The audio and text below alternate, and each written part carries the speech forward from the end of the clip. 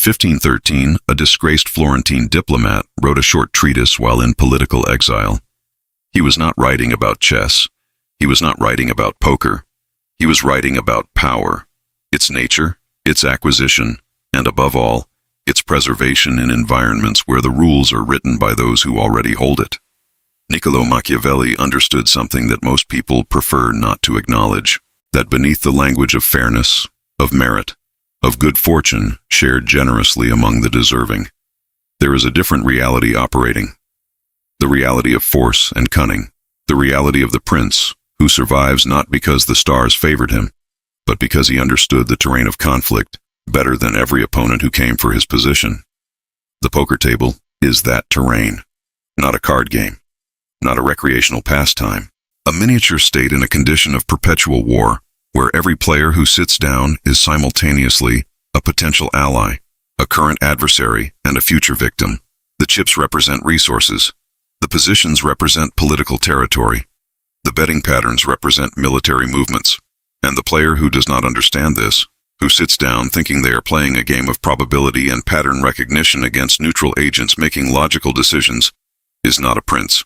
They are a subject, waiting to be ruled. Machiavelli distinguished between two forces that determine political outcomes: not virtue in the moral sense, but capability, decisiveness, the active force of a mind that shapes circumstances rather than submitting to them; and Fortuna, luck, the river card, the distribution of hands across a session, the short-term noise that can temporarily obscure the signal of true ability. The prince's task is never to hope for favorable Fortuna. The prince's task is to develop sufficient Virtù that Fortuna's worst manifestations are contained, and its best are fully exploited. Most players surrender to Fortuna without realizing it. They call it variance. They treat it as something external, something that happens to them. The Machiavellian player treats Fortuna as a political enemy, not to be wished away, but to be strategized against, to be prepared for, to be absorbed without destabilization and punished when it overreaches. This video is not about becoming a better card player. It is about becoming a different kind of mind at the table, the kind that other players feel before they understand why they are afraid, and that is where we begin. Machiavelli writes in The Prince that a ruler must know how to make use of both natures, the beast and the man, and among the beasts, he must learn from two in particular: the lion, whose ferocity makes enemies afraid to set traps, and the fox, whose cunning allows it to recognize those traps before stepping into them. The lion cannot see the trap. The fox cannot drive away the wolves. Only the player who combines both survives the full complexity of what the table actually is. At the poker table, the lion is the player who applies crushing, unapologetic aggression at the precise moments when aggression is most devastating. Not random aggression. That is not the lion. That is noise. Calculated aggression that arrives when opponents are psychologically vulnerable, when the board texture amplifies the threat, when the stack dynamics make resistance feel existentially costly. The lion does not bet to win one pot. The lion bets to make every subsequent pot feel dangerous, to install a cost, a psychological surcharge, on the act of playing against them. The fox, by contrast, is the player who never shows their hand when they don't have to, who calls when raising would win more in this pot, but less across the session, who folds a hand they could profitably play because doing so plants a specific false image that will pay dividends 4 orbits later. The fox is the player whose table image is a deliberate construction, a story being told with purpose, rather than an accident of how the cards happen to run. Most players operate as one or the other. They are lions who get trapped by clever opponents who recognize their patterns, or they are foxes who never accumulate the chips that come only from applying genuine pressure. The Machiavellian player is neither and both. They code switch between these modes with awareness and precision, based on a reading of what the current political situation at the table actually requires. Here is the diagnostic question. When you raise, are you raising because the hand or position justifies it, or because you have read the specific player and the specific moment as one where the lion's presence will produce maximum fear and minimum resistance? And when you call instead of raising, is it because calling is the highest EV action, or because you are the fox setting a trap that will close 3 streets from now? The player who cannot answer both of these questions honestly, in real time, under pressure, is not operating at Machiavellian complexity. They are operating on instinct dressed in strategic language. And instinct at this level of competition is simply a slower way to lose. The lion and the fox are not personalities. They are instruments, and the prince knows which instrument the moment requires. Machiavelli writes one of the most misunderstood sentences in political philosophy: if you cannot be both, this is not a celebration of cruelty. It is a structural observation about the reliability of different political bonds. Love, he argues, is maintained by a chain of obligation which, because men are wretched, is broken on every occasion where self-interest demands it. Fear, by contrast, is maintained by a dread of punishment that never abandons you. At the poker table, the equivalent is precise and measurable. Players who are loved, who are perceived as friendly, predictable, fair, capable of folding to pressure, will be pressured constantly. Not because their opponents are consciously choosing to exploit them, but because human beings respond to the absence of threat by expanding into the space that absence creates. The player who does not inspire fear invites aggression the way open water invites rain, continuously, reflexively, without personal malice. The player who is feared changes the texture of every decision at the table, not just their own decisions, every decision. When you have established a reputation as someone capable of extraordinary aggression, someone who has made memorable and painful bluffs, someone whose 3 bets and overbets carry genuine threat, opponents begin to contaminate their own ranges. They fold too much. They call too wide out of stubborn resistance. They over-adjust and create new exploitable patterns. And crucially, they do all of this before the hand is even dealt. The fear operates preemptively. Building this image is not accidental. It requires deliberate acts of visible aggression at moments when being caught is acceptable, when the cost of exposure is lower than the benefit of installing fear. Machiavelli notes that cruelties well used are those done at a stroke, executed once, completely, and then not repeated. The big bluff you fire and show. The overbet you make on a board where no one can call comfortably. These moments are investments. The immediate result matters less than what they deposit into the psychological account that governs how opponents play against you for the rest of the session. There is a secondary element that most players miss. Fear, to remain effective, must be calibrated. A player who is always aggressive becomes a known quantity. Their aggression stops being feared and starts being mapped. The Machiavellian approach introduces strategic softness at precise intervals. A fold here, a check behind there. Not weakness, contrast. The contrast makes the aggression, when it returns, feel more threatening than it would if it were simply constant. The prince is not someone who is always dangerous. The prince is someone about whom the question of whether they are dangerous right now is one no opponent can confidently answer. Before we go further into the architecture of dominance, there is something that belongs here. Not as a commercial interruption, but as a genuine continuation of what we are building. Everything in this video, the lion and the fox, the engineering of fear, the dissimulation, the psychological warfare, these are not isolated tactics. They are layers of a system, and a system requires a complete structure to function.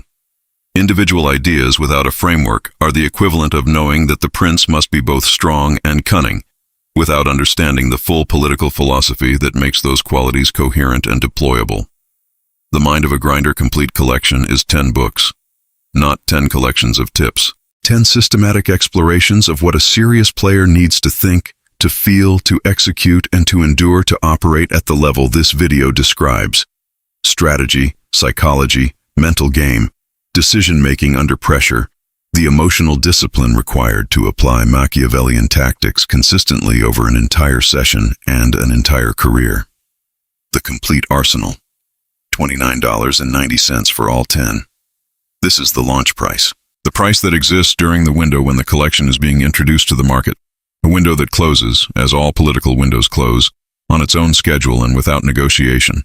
The player who studies tactics without a system becomes tactical but not strategic. They execute well in spots they recognize and fail in spots they don't. The system is what converts individual tactical competence into something that operates across all conditions, across favorable variance and brutal downswings, against passive opponents and against sophisticated ones. It is what converts a player who understands these ideas into a player who lives them at the table when the pressure is highest and the margin for error is smallest. The link is in the pinned comment. This is the Prince's Library. 10 volumes. The Architecture of Dominance in complete form. Now let us continue, because the next layer of this system is the one that most players never learn, and it is the one that will unseat you from any table you sit at if you have not understood it. Machiavelli's most underappreciated teaching is not about force, it is about appearance. He writes that a prince need not possess all the virtues, but it is absolutely necessary that he appear to. And further, that he must be so skilled in dissimulation that he can present himself as one thing while being entirely another, and never be caught in the contradiction. At the poker table, dissimulation has two primary forms. The first is the dissimulation of strength as weakness, the controlled performance of confusion, hesitation, or incompetence that masks a decisive and sophisticated strategy. The second is the dissimulation of weakness as strength, the presentation of a hand, a player profile, or an intention as formidable when the reality is thin. The first form is the more powerful and more rare. Most players can bluff, can represent a hand they do not hold. Fewer players can represent a mind they do not have. To play at a table and allow other players to construct a model of you as a recreational participant, someone who is there for the social experience, who makes questionable decisions, who can be safely ignored or patronized, and then, from within that constructed invisibility, to surgically extract value from exactly the players who underestimated you. This is Machiavellian dissimulation at its most complete. The historical parallel Machiavelli cites is Cesare Borgia, who used the mask of apparent chaos to conceal extraordinary political calculation. At the table, this translates to the player who seems to be running hot or getting lucky, when in fact they are operating a precise system of exploitation that the losers will never reconstruct accurately because they built their model of you around the wrong assumptions. The second form, presenting weakness as strength, is more familiar but equally important. The tell that is not a tell but a planted signal. The hesitation before a value bet that mimics the hesitation before a bluff. The slightly oversized timing of a genuine strong hand that makes opponents think you are manufacturing action. Dissimulation is not lying about what cards you hold. It is constructing and controlling the information environment in which your opponents make their decisions about you. They will always make decisions based on a model. The Machiavellian question is simply, who built that model, them or you? Machiavelli writes that injuries should be inflicted all at once, so that, tasting less of them, they offend less. Benefits, by contrast, should be distributed slowly, so that they are savored more fully. The political logic is clear. An opponent who suffers multiple small wounds across time has repeated opportunities to adapt, to harden, to develop countermeasures. An opponent who suffers one large decisive wound is psychologically defeated. Their bankroll is depleted, their confidence is fractured, and their subsequent decisions are contaminated by the experience. At the poker table, this translates with remarkable precision into bet-sizing strategy. The player who extracts value through consistent medium-sized bets over many streets gives their opponent multiple decision points, multiple opportunities to assess, to adjust, to find a fold that salvages a portion of their stack. The player who fires one massive overbet on the river, one sizing that takes all of the remaining decisions and collapses them into a single moment, applies the cruelty at once principle. The opponent does not fold here, they call here. And if the overbet is constructed correctly, they call and lose the maximum. This principle extends beyond individual hands. The sustained pressure campaign, the session in which you have identified a specific player's breaking point and applied consistent force until that point is reached, is the macro-scale version of the same principle, not chipping away slowly across many small pots, identifying the decisive engagement, accumulating the position to execute it, and then acting without hesitation when the moment arrives. One large wound from which recovery is difficult. There is a psychological mechanism that makes this work at a level that pure mathematics cannot fully explain. Human beings make worse decisions immediately after large losses than after equivalent cumulative losses. The opponent who loses a third of their stack in one pot is more cognitively impaired in their next decision than the opponent who loses a third of their stack across 25 pots. The emotion produced by a sudden large loss activates threat response systems that deplete prefrontal function, that make the next hand more reactive, more ego-driven, more tilted toward revenge rather than rationality. The Machiavellian player knows this. They design the decisive engagement not just to win chips in that pot, but to win the quality of their opponent's thinking for the next hour. The most sophisticated form of power Machiavelli describes is not the power that is recognized as power. It is the power that operates through the decisions of those who believe they are deciding freely. A prince who must use force visibly has already partially failed, because visible force creates resistance, resentment, and the desire to overthrow. The prince who governs such that others believe they are governing themselves, who creates the conditions in which people choose freely to do exactly what the prince requires of them.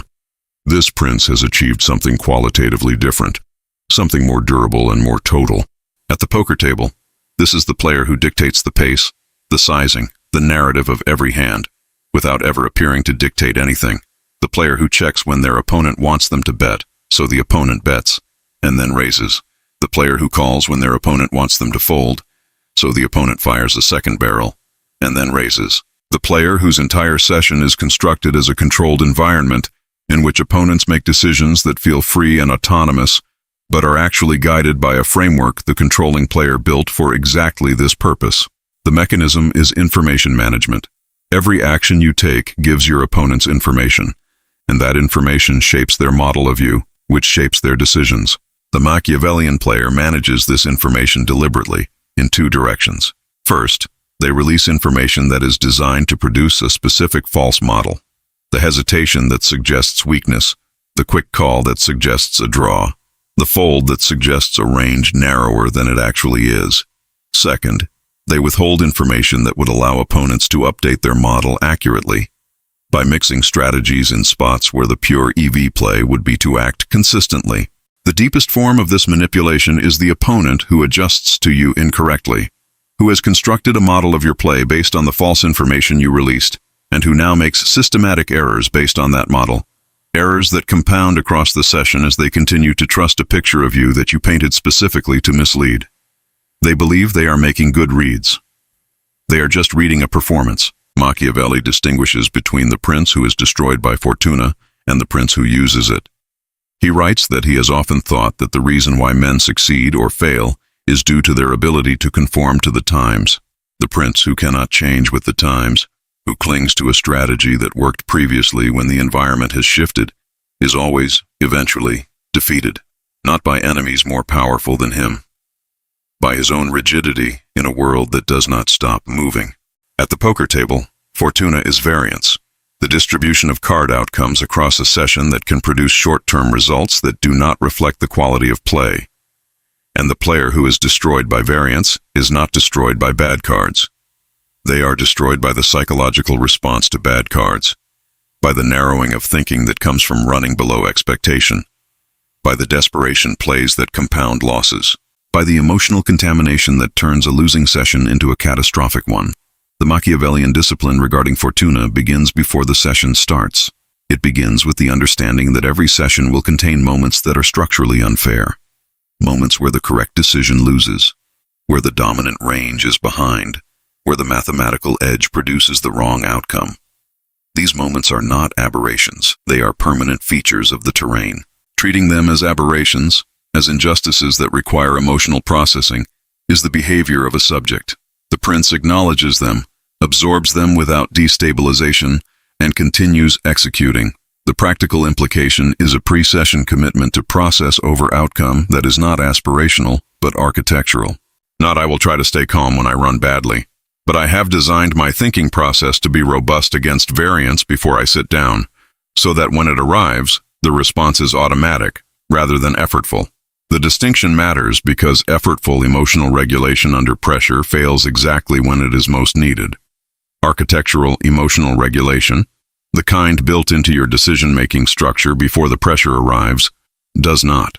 Fortuna cannot be eliminated, but it can be refused the ability to govern you, And a player who has refused Fortuna governance has achieved something that most players spend entire careers failing to build. Machiavelli identifies the most dangerous form of adversary not as the most powerful, but as the most desperate.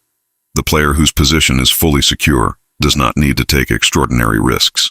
The player whose position is threatened, whose stack is short, whose reputation has been damaged, whose session has gone badly, is the player who will take the action that cannot be predicted because the calculus of their desperation has already overridden their strategy.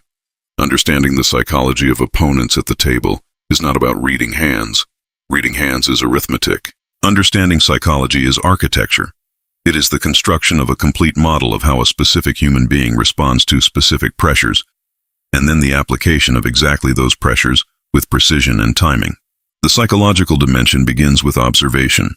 Before you can manipulate an opponent's emotional state, you need to know what emotional states they are vulnerable to. Some players tilt toward aggression when losing.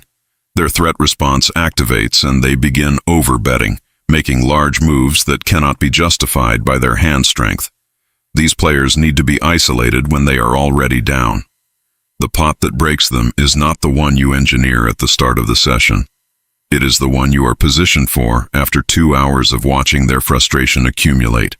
Other players tilt toward passivity.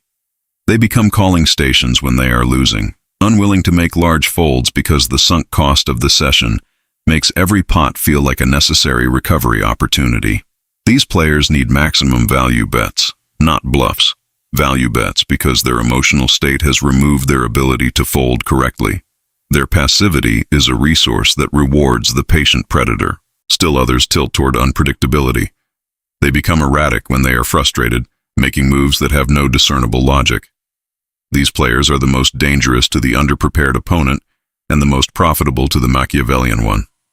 Because erratic behavior, carefully observed across enough hands, reveals its own pattern.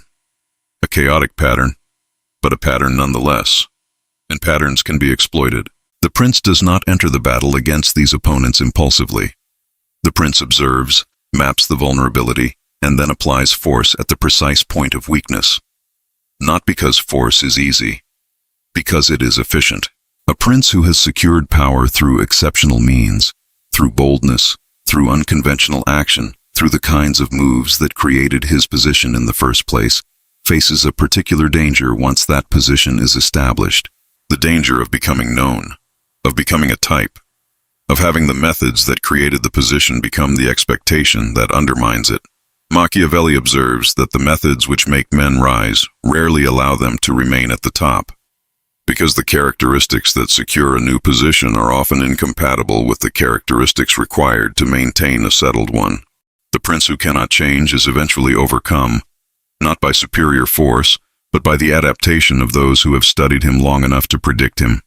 At the poker table, this is the player who finds a game, a style, a set of tendencies that wins, and then continues operating from that template past the point where it remains effective.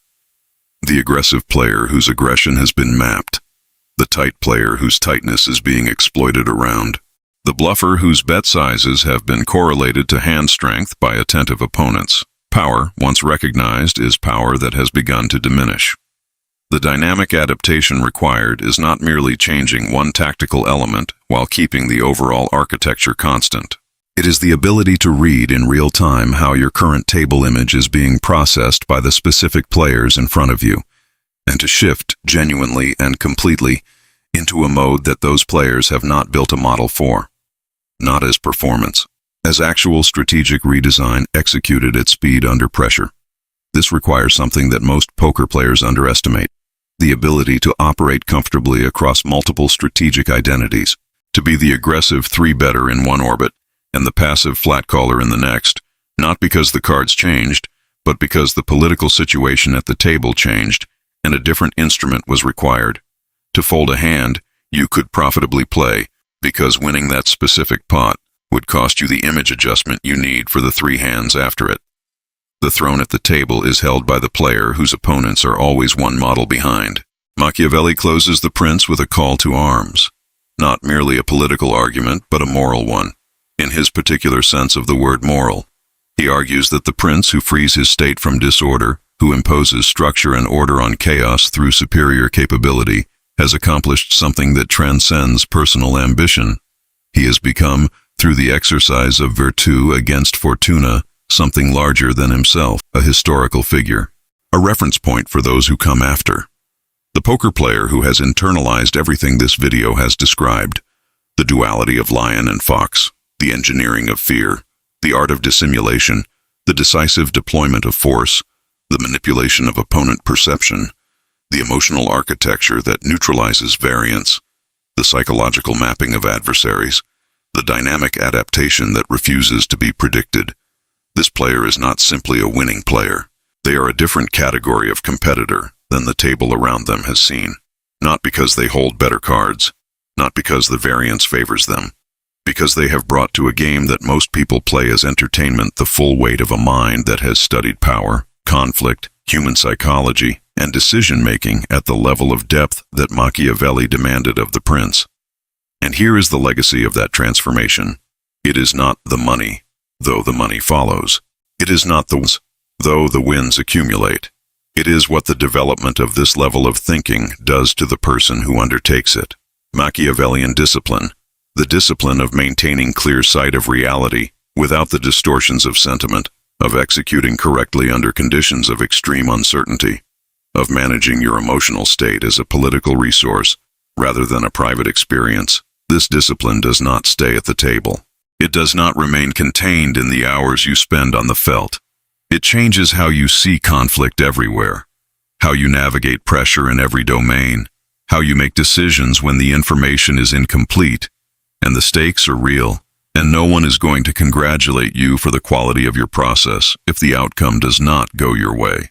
The prince who sits at the poker table and takes this seriously, who does not play at this level but inhabits it, does not become a better poker player. They become a different quality of mind. And that quality of mind, applied consistently across a career, produces results that most players cannot explain, because they are looking at the outcomes and not at the architecture that produced them. The grinder who becomes the prince does not leave a legend of hands won. They leave a legend of tables changed, of rooms where the dynamic shifted when they sat down, of opponents who could not articulate what they were facing but knew, in the specific and unmistakable way that human beings know when they are in the presence of a superior force, that the throne at this table was already taken. That is the legacy, not what the cards gave you, what you built. Leave a comment telling me, which of these concepts hit you hardest? Which one are you going to take into your next session and make yours? I read every comment. The conversation here is real. Like this video, subscribe to Mind of a Grinder, and carry this into your next session, not as a set of tactics, but as a philosophy. The prince does not play hands. The prince governs tables. Go govern yours.